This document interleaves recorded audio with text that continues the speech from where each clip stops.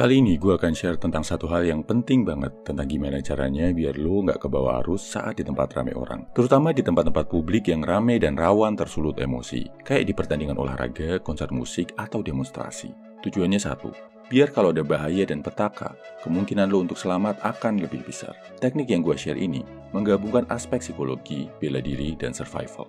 Pertama, lo harus sadar sama fenomena Mad Mob Theory. Dalam teori psikologi, ada kondisi di mana orang cenderung kehilangan logika, cenderung kehilangan akal sehat dan kebawa emosi saat dia merasa jadi bagian dalam satu kerumunan.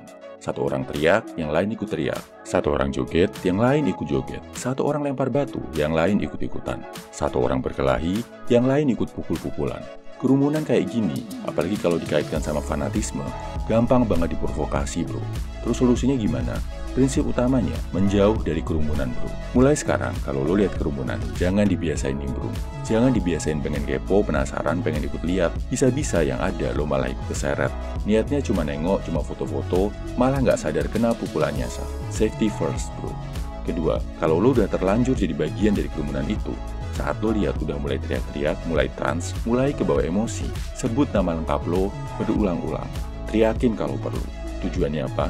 Tujuannya biar lo sadar kalau lo itu adalah seorang individu, seorang manusia, bukan sekedar bagian dari kerumunan. Jadi, lo nggak akan ikut kebawa emosi, bisa menyingkir kalau mereka mulai berkelahi, bukannya ikutan panas. Bisa memisahkan diri kalau ada bibit perkelahian, bukannya ikut baku hantam.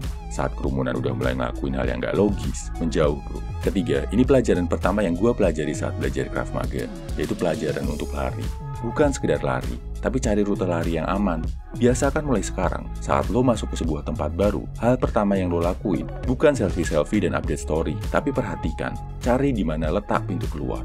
Kagum, herannya tahan dulu, utamakan waspada. Lo wajib tahu di mana letak pintu keluar normal dan pintu keluar darurat. Kalau lo ngelihat ada gelagat nggak beres, segera lari ke pintu darurat, selamatkan diri. Kalau pintu keluar nggak bisa kebuka, jangan dipaksa, cari pintu keluar lain. Atau kalau nggak ada, stay di sana, cari tempat yang aman. Di bawah meja, di balik batu besar, di bawah pohon, pokoknya tempat di mana lo bisa aman dari ancaman. Kesimpulannya bro, ini 3 hal yang bisa menyelamatkan lo dari kerusuhan bencana di keramaian. Pertama, biasakan mulai sekarang, hindari kerumunan di jalan. Kedua, kalau lo udah jadi bagian dari kerumunan dan mulai pada kebawa emosi, teriakin nama lengkap lo, biar lo sadar, tetap logis, dan bisa memisahkan diri.